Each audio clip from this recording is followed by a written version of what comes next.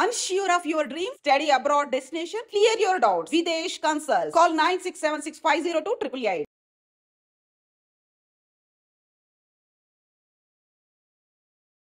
Welcome to I dream. Hyderabad వ్యాప్తంగా night మొత్తం దంచి కొట్టిన వర్షం. రాత్రి పలు చోట్ల అనుకోకుండా అంటే ఎలాంటి సూచనలు లేకుండా వర్షం అనేది రావడం జరిగింది. తెల్లవారే వరకు కూడా పలు ప్రాంతాల్లో వర్షం అనేది కొట్టడం జరిగింది. మనకు హైదరాబాద్ వ్యాప్తంగా చూసుకున్నట్టయితే జూబ్లీహిల్స్, బంజారాహిల్స్, బాల్నగర్, అమీర్పేట్, ఖైరతాబాద్, పంజాగుట్ట, సైదాబాద్ ఇలా చూసుకున్నట్టయితే హైదరాబాద్ మొత్తం మీద రాత్రంతా వర్షం పడుతూనే ఉంది. ఇప్పుడు కూడా వర్షం కొనసాగుతూనే ఉంది. అయితే ఇవాళ కూడా హైదరాబాద్ మొత్తం మీద దట్టమైన వర్షం కురిసే అవకాశం ఉందని చెప్పేసి అయితే వాతావరణ శాఖ తెలపడం జరిగింది. ఏదేమైనప్పటికీ బయటికి అత్యవసరం అయితే తప్ప బయటికి వెళ్ళకూడదనే సూచనలు కూడా చేస్తున్నారు. అలాగే మన హైదరాబాద్ చుట్టుపక్కల చూసుకున్నట్టయితే కూడా డిస్టిక్ జిల్లాల వారీగా కూడా తెలంగాణ రాష్ట్రంలో మహబూబ్ నగర్, అలాగే భద్రాద్రి కొత్తగూడెం జిల్లా, జగిత్యాల, మెదక్, నల్గొండ, సూర్యాపేట ఇలా కొన్ని ప్రాంతాల్లో కూడా వర్షం అనేది కురవడం జరుగుతుందని చెప్పేసి వాతావరణ శాఖ తెలియజేయడం జరిగింది.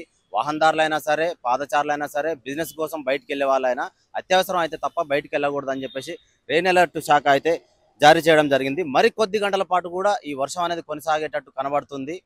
అందుకనే చూసుకొని ప్రయాణాలు చేయాలని చెప్పేసి చెప్పడం జరుగుతుంది.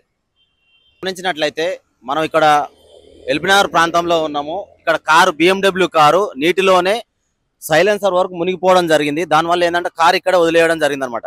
ఎప్పుడైతే సైలెన్సర్లోకి నీళ్లు పోతాయో ఇంజన్ అనేది ఆగిపోవడం జరుగుతుంది. దానివల్ల కార్ అనేది ఇంజన్ స్టార్ట్ కాదు కాబట్టి నీటిలోనే వదిలేసిపోవడం జరిగింది. ఇలా అనేక ప్రాంతాల్లో హైదరాబాద్ మొత్తం మీద అనేక ప్రాంతాల్లో రోడ్డు మీద నీటి ప్రవాహం అనేది వరదల్లాగా ప్రవహించడం జరుగుతుంది. వాహనాలు ఉన్నవాళ్ళు, 2 వీలర్ అయినా సరే, 4 వీలర్ అయినా సరే, ఆటో వాళ్ళైనా సరే నీటి ప్రవాహం తక్కువగా ఉందని అంచనా వేసుకొని నీటి నుంచి ప్రయాణం చేయడం ఎంత మాత్రం తగదని మనం అనుకోవచ్చు.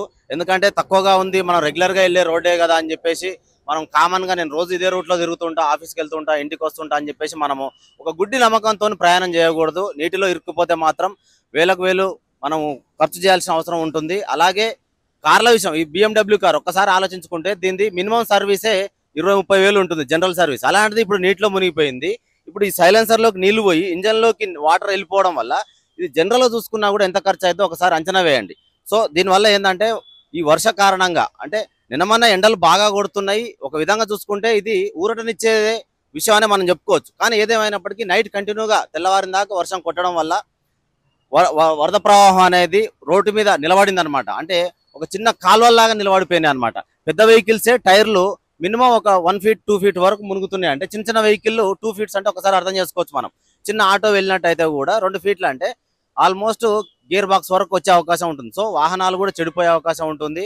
దాదాపుగా ప్రయాణికులు అయితే ఇబ్బంది పడతారు. కాబట్టి వాతావరణ శాఖ ముందుగానే హెచ్చరించింది. కొన్ని ప్రాంతాల్లో రెడ్ అలర్ట్ కూడా చేసే అవకాశం ఉందని చెప్తున్నారు. ఎంతో అర్జెంట్ అయితే తప్ప బయటికి వెళ్ళకూడదు, చూసుకొని బయటికి వెళ్ళాలి అని చెప్పేసి అయితే వాతావరణ శాఖ తెలియజేస్తుంది. నిజంగా ప్రస్తుతం ఉన్నటువంటి సమాజం దేనికి ప్రయారిటీ ఇస్తుంది? ఆర్థిక సంబంధాల చుట్టూ మాత్రమే తిరుగుతుంది. మళ్ళీ ఎన్నికలంగానే చాలా విరక్తి కలుగుతాను.